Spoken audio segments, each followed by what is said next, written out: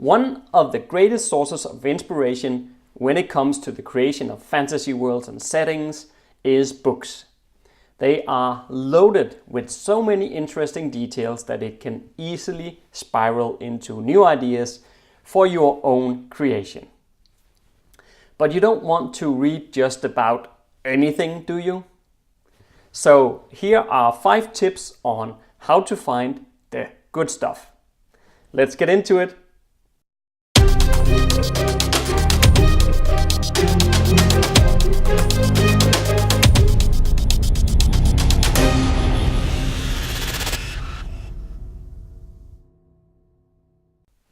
Hi guys, my name is Jesper and welcome to the Fane of Fantasy. This channel is all about giving you inspiration to master your craft and create fantasy that will truly immerse your audience. I saw somewhere that 3/4 of Americans reads at least one book a year, and I think it's fairly safe to conclude that the same statistics apply to most of us. Some will read a lot more than that, of course, but in either case, how do you decide what book to read next? Again, I think this ties in well with the purpose of this channel, as reading is a great source of inspiration for world building. In the age of the internet, help is close by, but before we head into my top 5, let's just cover the responses that I received from the last question of the week. When it comes to world building disease, I asked you guys to share some examples. And Dr. Entenfuss said, I always start changing the world after I started reading a book and then have to start over again. And Bresso said, every time I return to my novel, I start with this redundant lore creation. Guys, thank you so much for the responses. That's awesome. And if nothing else, we can find comfort in the fact that this is something that catches up to even the best of us. And by that, I mean you guys, not me. All right, are you ready for the top 5? Let's dive right into number 1 and get the most obvious one out of the way first. And that is libraries and bookstores. The staff at such places tend to be big fans of literature, and in most cases they will be able to give you recommendations. They should also be able to advise you on any upcoming releases from both new and old authors. All right, number 2 is a favorite of mine. It is podcasts. I love listening to podcasts, and whenever I commute, do the grocery shopping or folding laundry, I have my earbuds plugged in and I listen away. To that extent, audio is just an amazing media. When it comes to fantasy content, I find the Sword and Laser podcast one of the best. The two hosts, Veronica and Tom, are both entertaining and they cover a new book every month. I've placed the link to the podcast in the description field below in case you want to check it out.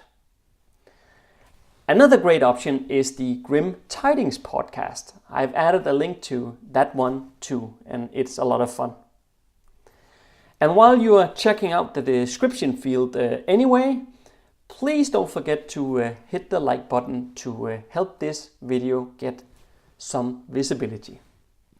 Let's move on to number 3 on the list, and that is Goodreads. Goodreads is a website owned by Amazon, and it's an awesome virtual bookshelf. You can pick books based on not only popularity, but also individual critiques offered by readers. Millions of books are rated on Goodreads, but it's more than just a book recommendation site, because your friends can even make direct suggestions of what to read directly to you, or you can also dive into user-generated book lists. Another great thing is how you can connect your account with your Amazon account to quickly build yourself a virtual shelf I know that some don't like Amazon because of their dominating market presence, but personally, I find that their customer services is impeccable and I love reading on my Kindle. So there you have it. Number 4 on the list is similar to number 3, and it's another absolutely awesome website that you should familiarize yourself with if you don't know it already. It's a free service that recommends which books you should read next and sends you email alerts on which book is free or discounted. What more could a happy reader want, is my question. The name of this is BookBub. When signing up, you choose the genre of books that you would like to get notified about, and then the site emails you the best deals in those genres.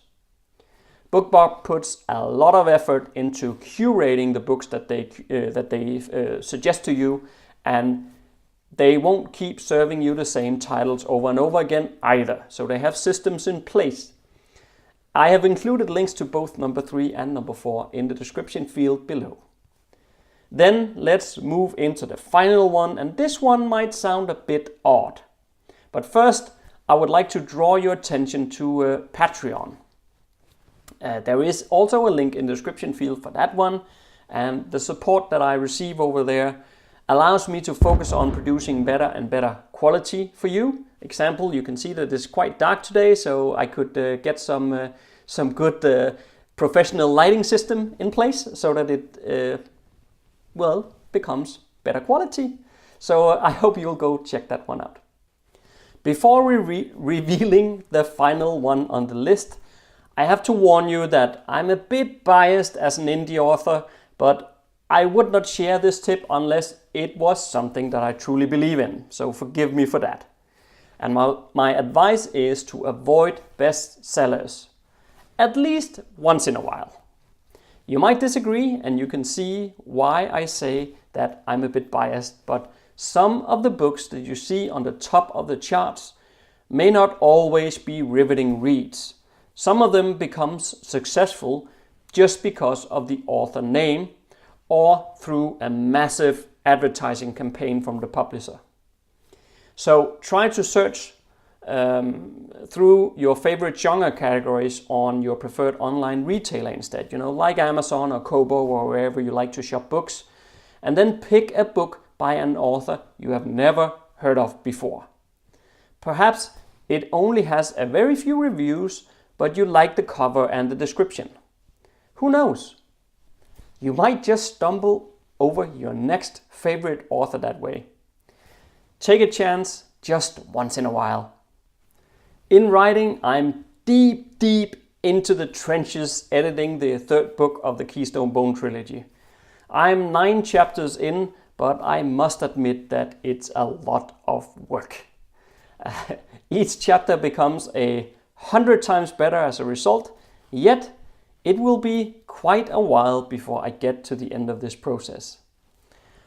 I have previously proclaimed that I would like to get book 3 done and sent to my alpha readers before Christmas. Will I make it? I'm not 100% sure, but it's not from a lack of trying, that much I can promise you. In a month's time, I will release my half-year video on my author business, similar to the ones that I have done in the past. I placed a link right here on the screen to the latest one, in case you want to check that out. But you'll see that things has not quite gone as planned. More on that later. And in the meantime, if this is your first time here, make sure to subscribe and learn to master the craft of creating immersing fantasy worlds, setting, and characters. All there is left to say is stay safe out there and see you next Monday.